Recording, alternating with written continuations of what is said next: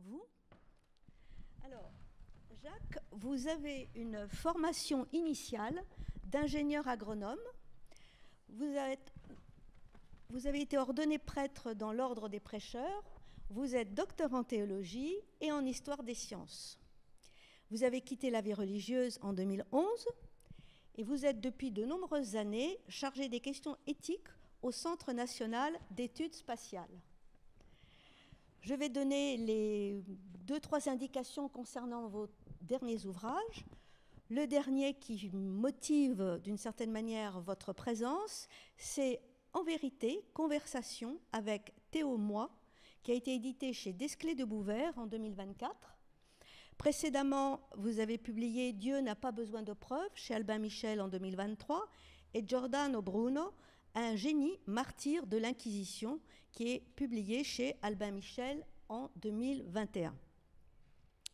Alors, la question, au fond, qui vous est adressée, elle est complexe, étant donné les arbitrages et les choix qui ont jalonné votre existence, discerner et agir, et au fond, le rapport qu'il y a entre l'intime, le bien commun, la vie professionnelle. C'est à vous, modestement. Bien, merci. Et d'abord, merci pour cette invitation à vous rejoindre aujourd'hui. C'était vraiment d'abord un grand honneur quand on est invité par une structure comme la vôtre, et puis aussi un plaisir de vous rencontrer et d'essayer très modestement d'échanger quelques idées sur un thème qui est, comme vous venez de le dire, extrêmement complexe, surtout, comme vous l'avez dit aussi, dans le contexte général de notre société et aussi de nos communautés croyantes, chrétiennes, où cette question du dire, du discerner et de l'action sont évidemment des enjeux majeurs. Je vous avoue que j'ai eu un peu de mal à préparer mon intervention parce que voilà, c'est une question effectivement complexe. Et je dis, mais au nom de quoi puis-je prendre la parole ce matin ? Hier, en peaufinant quelques dernières idées, il y a un visage qui m'est apparu qui va peut-être vous sembler complètement hors de champ, c'est celui d'Albert Einstein. Vous savez, la belle moustache, la langue bien pendue et l'humour juif bien trempé. Parce que, vous savez, l'un des mots pas que l'on prête, mais qu'il a effectivement dit et répété, c'est « Dieu ne joue pas au dé ». Pourquoi je pensais à lui ? Je me dis, mais au fond, cette thématique sur laquelle nous réfléchissons aujourd'hui veut dire que si nous avons à discerner, c'est que nous avons un choix, c'est que tout n'est pas déterminé, que notre liberté est engagée.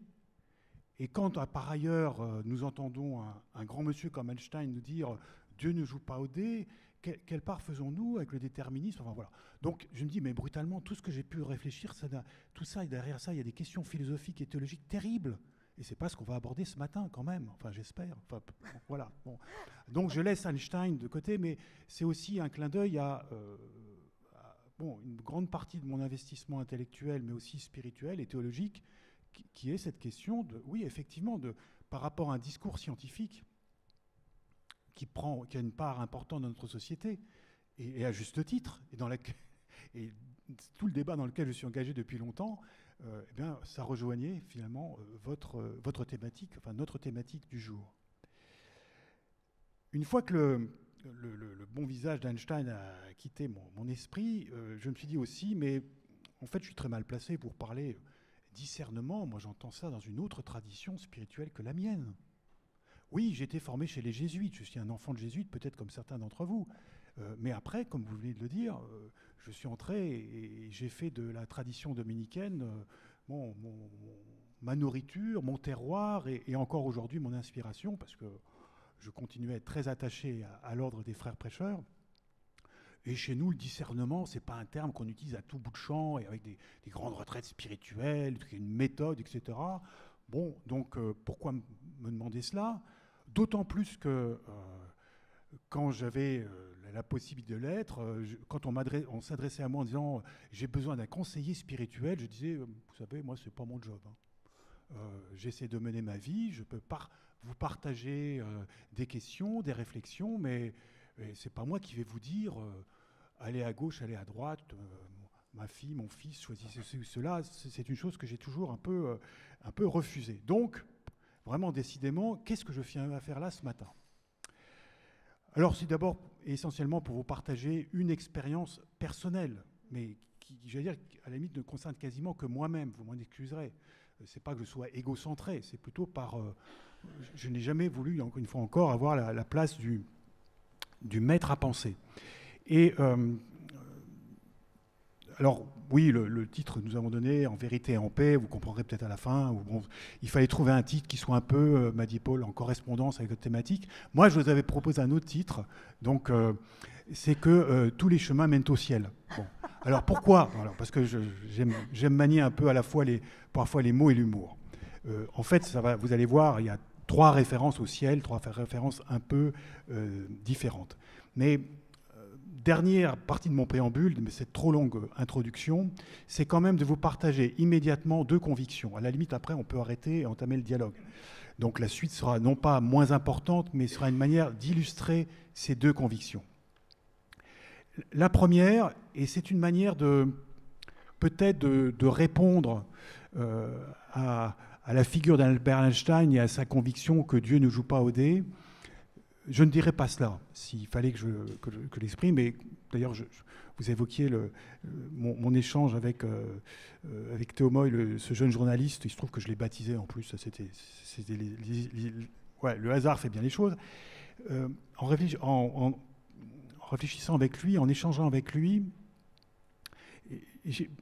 comment dire, non pas que j'ai pris conscience, mais c'est l'idée que par rapport à cette question à la fois du hasard ou déterminisme, ou aussi de notre invitation et de notre capacité ou notre devoir de discerner, de choisir et d'agir, le sentiment qui est le mien et qui m'habite depuis longtemps, c'est ce sentiment non pas paradoxal, mais partagé, à la fois de devoir et de pouvoir sans cesse choisir, et en même temps d'être choisi.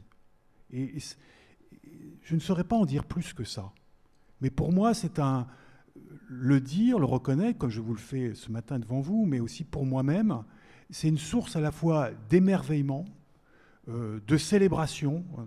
J'aime bien, il y a une célébration demain, mais pour moi, l'importance dans ma vie de la célébration, de remerciement, et puis, mais aussi une source une responsabilité. Et la responsabilité humaine, c'est ça, je dois prendre des choix et en même temps reconnaître que quelque part, je suis choisi. Et mon discernement s'inscrit dans cette première conviction. La seconde conviction dans laquelle mon expérience de discernement, pas à la jésuite, mais plus peut-être à la dominicaine, c'est justement quelque chose dont j'ai hérité de la tradition dominicaine, c'est l'invitation, l'impérieuse invitation à associer en permanence la vérité et la charité. Je m'explique. Évidemment que nous devons dire, discerner, agir en vérité, faire œuvre de vérité, parce que, lisons-nous, la vérité nous rendra libres. Mais nous savons aussi que par moments, appliquer strictement la vérité ou la vérité seule peut être tranchant, peut blesser profondément, voire tuer, détruire. Et c'est pour ça qu'il faut l'associer à un esprit de charité, de compassion, d'amour. Vous déclinez tout ce que vous voulez. Vous savez bien que le terme est tellement utilisé, parfois un peu galvaudé, mais vous voyez ce que je veux dire par là. Tout en sachant que ne mettre que la charité, que la compassion, que l'amour devant, ça peut être étouffant. Et donc c'est l'association des deux qui, pour moi, assez rapidement dans mon expérience, dans ma vie spirituelle, aussi dans celle de frères prêcheurs ou de prêtres ordonnés, cette découverte et cette conviction qui est la mienne aujourd'hui d'utiliser, d'articuler l'exigence de la vérité et en même temps l'invitation à la charité, de manière à utiliser les deux pour avancer.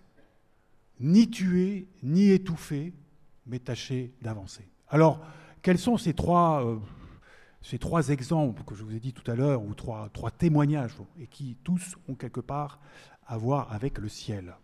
Bon, même si ce n'était pas le titre final, mais ce n'est pas grave. Ça, comme c'est moi qui parle, je peux revenir sur ce que je pensais. Le premier, bon, vous me direz, c'est un peu tiré par les cheveux, mais c'est pas grave. C'est lié à une expérience qui a beaucoup marqué ma vie d'homme, ma vie de religieux, de jeune religieux, et mon expérience humaine en général, y compris sur cette question justement d'associer vérité et charité. C'était les 17 années durant lesquelles j'ai fait le trottoir. C'est de notoriété publique, enfin en tout cas pour ceux qui me connaissent. J'étais d'abord dans le mouvement d'Uni, et puis ensuite, disons, en satellite du mouvement d'Uni. J'ai passé pas mal de nuits pendant 17 ans, en l'occurrence une nuit toutes les semaines pendant 17 ans, dans l'un des quartiers de prostitution classique, qui aujourd'hui est heureusement, je ne sais pas si c'est bien ou mal d'ailleurs, enfin bref, une autre question qui est la rue Saint-Denis. Et donc auprès des personnes prostituées, essentiellement des femmes prostituées, pour apporter ce qu'on peut apporter, on pourra en discuter, mais c'est d'abord une présence. Et c'est vrai que, en l'occurrence, il fallait assez rapidement faire preuve de discernement. Parce que, vous le savez bien, si tout était blanc ou noir, jour ou nuit, ce serait simple de faire un discernement. On prend une échelle de valeur ou une méthode de choix, et puis on dit, ben voilà, c'est blanc, donc je choisis, c'est noir, je refuse.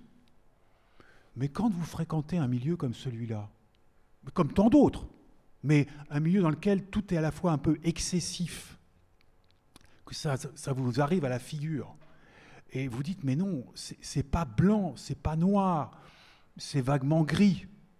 Et comment répondre, agir par rapport à un certain nombre de sollicitations qui vous sont faites, explicitement ou implicitement. Quand une femme que vous connaissez depuis quelques années vous dit « Mon père, voilà, je viens de repeindre mon studio de travail, hein, bon, pas mon studio où je vis, et j'aimerais que vous le bénissiez. » Question intéressante. Qu'est-ce qu'il faut faire? Attendez, quand même, enfin... bon, c'est un cas tout simple. Mais il faut effectivement discerner pour agir correctement. Et au final, ça se résout relativement simplement. Parce que d'abord, vous instruisez le dossier. Vous découvrez qu'au Moyen-Âge, se posait la question, est-ce qu'on peut recevoir l'argent de la prostitution pour faire dire des messes? Intéressant comme question. Oui, ont répondu les théologiens de l'époque. Bon. Donc, parce que oui, c'est pas blanc ou noir.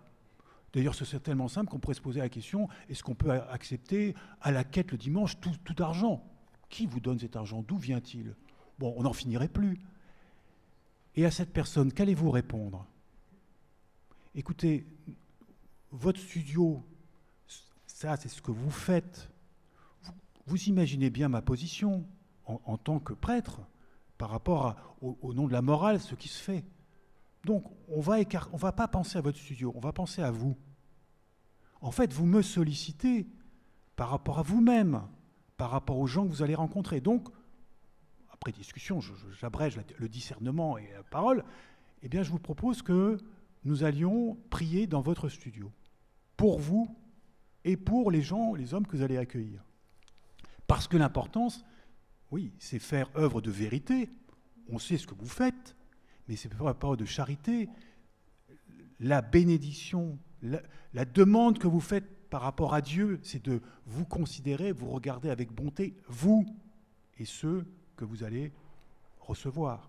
Et c'est ce qu'on fait. Donc, il y a une question de vérité. Et moi, je vous ai que ça a été une école de vérité. Alors, désolé, hein, c'est l'école de la rue, l'école du trottoir même. Parce que, comme j'aime mal dire, c'est évidemment un milieu qui est particulièrement hypocrite. On se cache, on se dissimule, on se maquille. Moi, comme homme, je me suis jamais maquillé. La première fois que je suis allé à la télé, qu'on m'a maquillé, je me dis « Ah ouais, c'est intéressant comme expérience. » On se cache.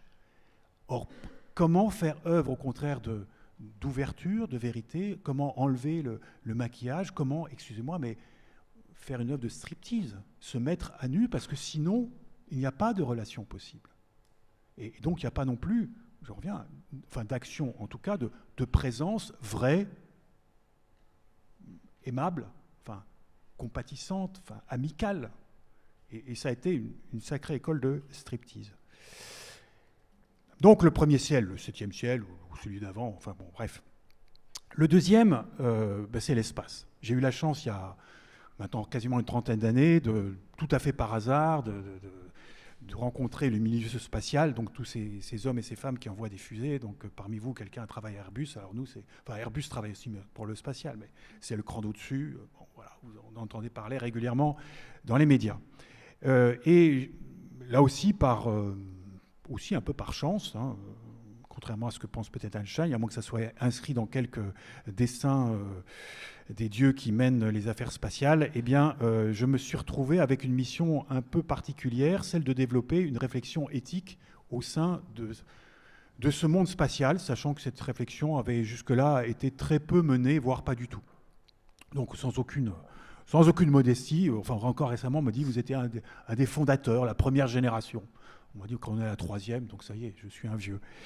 Mais tant mieux si j'ai pu participer à la première fondation d'introduire une réflexion éthique au sein de ce milieu essentiellement d'ingénieurs, sachant que je suis ingénieur, mais pas du tout dans ce domaine-là.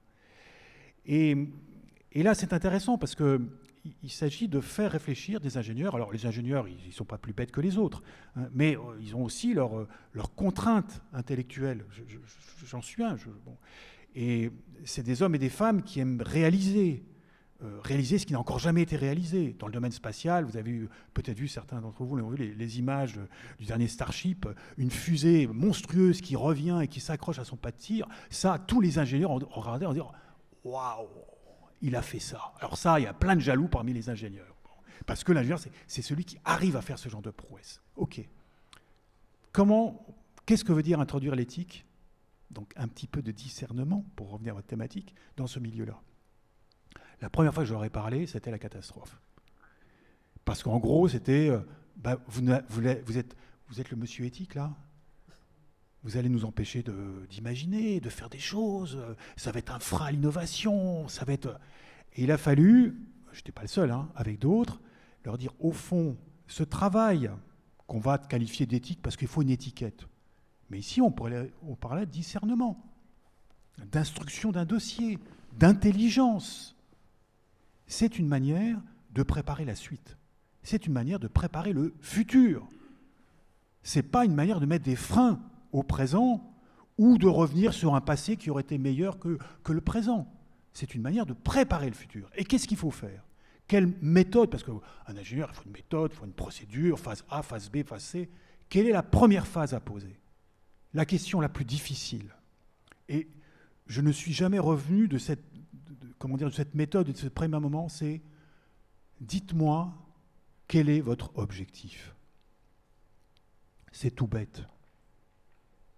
Mais vous savez, le spatial, c'est génial parce qu'on a parmi les plus belles destinations qu'on puisse avoir.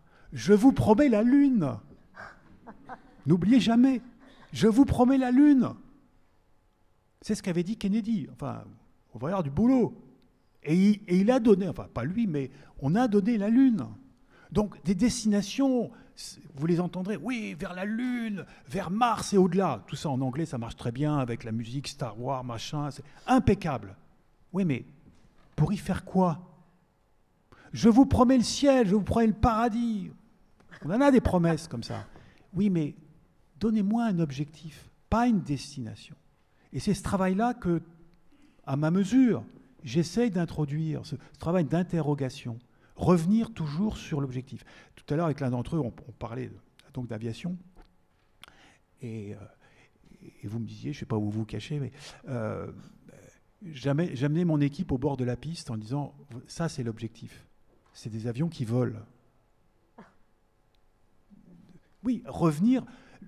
Je peux être le spécialiste du boulon de 15 qui vient à tel endroit de l'avion, mais si j'oublie que ça sert à faire voler un avion, à transporter des gens, voilà. Et comme le disait Syntex à propos de Mermoz, pourquoi on fait ça ? C'est pour transporter des lettres d'amour, des lettres d'hommes d'affaires, pour traverser l'Atlantique, courir des risques. Mais Syntex avait raison, il s'agit de reposer l'objectif pour lequel on se donne tant de mal. Vous savez, comme moi, que ce n'est pas nécessairement facile parfois de se rappeler pourquoi nous faisons telle ou telle activité. Quel est notre objectif? Après se posera la question des moyens convenables, non convenables, enfin, et quels qu'ils soient, financiers, humains, des risques qu'on prend, des conséquences de nos actions. Mais revenir toujours sur l'objectif. Et tous les moyens sont beaux. Alors après, je pourrais vous raconter longtemps mon expérience de conseiller éthique. Oui, enfin, pas tous les moyens, mais beaucoup de moyens sont bons. Il faut avoir de l'imagination parce qu'au fond, oui, c'est tellement facile d'oublier, de cacher les objectifs pour des oui, mais j'ai pas les moyens, ou il faut appliquer telle ou telle règle, etc. Dans tous nos domaines. Donc parfois, le monsieur éthique spatial, j'utilise mon expérience pour d'autres choses. Et puis le troisième point, il est toujours question de ciel parce que c'était mon parcours spirituel et religieux, comme Paul vous le disait, et comme je vous le disais aussi. Bon, je suis entré dans l'ordre des prêcheurs après ma formation à 26 ans. J'ai vécu 25 ans chez les prêcheurs. Donc c'est un certain temps, et avec un bonheur immense. J'en ai reçu énormément, j'ai essayé d'en offrir un peu aussi, dans des tâches, dans un travail intellectuel, un travail de terrain, un travail d'apostolat, un travail de prêcheur, au fond, de frère prêcheur. Et puis j'ai décidé, il y a maintenant presque 15 ans, de quitter l'ordre, pour des raisons trop simples. Hein. Je suis tombé amoureux, ce qui m'était jamais arrivé, ce qui était une grande surprise pour moi, et que il a fallu discerner. Pour moi, en tout cas, c'était une exigence. Je n'ai pas voulu rester dans un système de double vie, et comme je ne remplissais plus les règles par rapport à mon premier engagement, j'ai choisi, en y mettant ma méthode à moi et les moyens que j'ai considérés nécessaires pour faire un choix, et donc j'ai choisi de quitter juridiquement, j'allais dire, l'ordre des prêcheurs, juridiquement le statut de clerc. Je dis juridiquement parce que, je le disais à Paul, quand nous nous sommes rencontrés, je suis souvent présenté comme un ex-dominicain. Et je comprends tout à fait la formule, elle est exacte d'un point de vue canonique. Mais vous n'êtes pas à 25 ans dans une famille dont vous recevez tellement de choses. On n'est pas un ex. Enfin, voilà, quelque part, je reste profondément attaché à l'ordre. Pas quelque part, les frères restent des frères pour moi, les sœurs aussi à l'occasion quand je les vois, et je sais tant de ce que je leur dois. Et donc, c'est pas... Voilà, mais ça, c'est... cela dit, c'est vrai, c'est une œuvre de discernement qui se fait, et j'allais dire même paradoxalement, c'est le milieu même que j'étais en train de quitter qui m'a aidé à faire cette œuvre-là. C'est pas contre le milieu dominicain, c'est avec lui, en tout cas avec cette tradition, avec le fait de dire comment faire œuvre de vérité, comment faire œuvre de charité, d'attention, de respect des uns et des autres, à la fois dans le choix qu'on fait, le refus de l'hypocrisie, en ce qui me concerne. Je ne juge personne, enfin je le dis toujours parce que, soyons clairs, je ne juge pas du tout des autres situations, des choix d'autres frères ou d'autres consoeurs, de ce que vous voulez, à chacun son propre chemin. Mais c'était ça, c'était aussi respecter les gens, respecter les personnes, respecter les attachements, les liens qui se créent. On reste des humains. Et donc, retrouver surtout, et c'est la deuxième partie du titre, en vérité et en paix. Ce n'est pas un critère, parce qu'on ne peut pas l'utiliser comme critère. Mais l'expérience qui a été la mienne est étonnante, mais chacun, c'est là que je ne peux partager que ce que j'ai vécu et éprouvé. Je pense, de nature, je ne suis pas quelqu'un d'angoissé. Bon. Et je n'avais jamais été vraiment angoissé dans ma vie. Et quand je me suis retrouvé dans cette situation de double vie qui commençait à s'instaurer de manière trop présente, alors là, j'ai dégusté. Alors, à ma mesure, parce que j'avais un taux de supporter l'angoisse tellement faible que sans doute que d'autres auraient vécu ça plus simplement. Mais en moi, ça a été assez terrible. Et c'était aussi le critère qu'il fallait que quelque chose change. parce que je devenais invivable pour moi-même et pour les autres, sans doute. Bon, je le vivais, et je le faisais vivre très mal. Donc il fallait dépasser ça. Et en revanche, une fois que la décision, parce que le discernement, l'action, enfin, il y a peut-être des idées qu'il faudrait rajouter entre les deux. Il y a le moment où on dit maintenant, ok, quelle décision tu prends? Tu prends la décision. Et alors là, Madame tout à l'heure utilisait l'image de la navigation, je ne suis pas du tout un marin, de la tempête et autres. Quelquefois en avion, on a un peu la même chose. On a la turbulence, mais paf, ça s'arrête. Alors c'était paf, ça s'arrête. Quand la décision était prise, je me dis, tiens, rien, plus rien là. Waouh! La tempête est passée, le calme est revenu. Alors on est prudent, on dit, oh, attention, hein, ça peut revenir. Je me souviens du matin où je suis allé, j'ai pris rendez-vous avec le provincial des Dominicains pour lui dire, je quitte l'ordre. Bon. Alors je me dis, oula, ça va commencer peut-être un peu à monter la tension. Bon. Je prends le métro, tout va bien. Je sors Champs-Élysées. Je dis, là, ça doit commencer à monter un peu quand même. Tu vas voir le provincial et lui dire, je m'en vais. Non. Et là, le sentiment de paix, moi je le souhaite à tout le monde, c'était incroyable. Alors, ce n'est pas un critère, mais c'est ce à quoi ça mène. C'est tout. Et là aussi, je reviens à célébrer. Il ne faut jamais avoir peur de dire ouais, j'ai été touché par ça. Enfin, je ne sais pas si on est touché par la grâce, mais on peut être touché par la paix. Et c'est ce qu'on peut aussi se souhaiter ou nous souhaiter les uns aux autres dans l'acte de dire, de discerner, d'agir, quand même avoir en horizon la paix. Et tout à l'heure, avec un autre d'entre vous, nous parlions de la personnalité de Pierre Teilhard de Chardin, qui est un de mes compagnons de route, j'allais dire. Oui, c'est un jésuite, donc comme quoi, quand même, j'aime les jésuites. Et, c'était, quand il part de la paix, il dit clairement, la paix, c'est pas l'inverse de la guerre. C'est pas la contradiction, c'est au-delà. Vous savez que c'est quelqu'un qui a toujours pensé au-delà. On traverse toujours par là au-delà. Et c'est vrai que ça va au-delà. Et ça veut dire qu'il faut passer par la tempête maritime ou aérienne, il faut passer par ces moments de discernement qui peuvent être lourds, compliqués, laborieux. C'est un labeur. C'est pas comme ça. Et il faut le traverser pour arriver à ces moments de paix qui sont quand même réconfortants. Et il faut se les souhaiter et il faut se les offrir les uns les autres.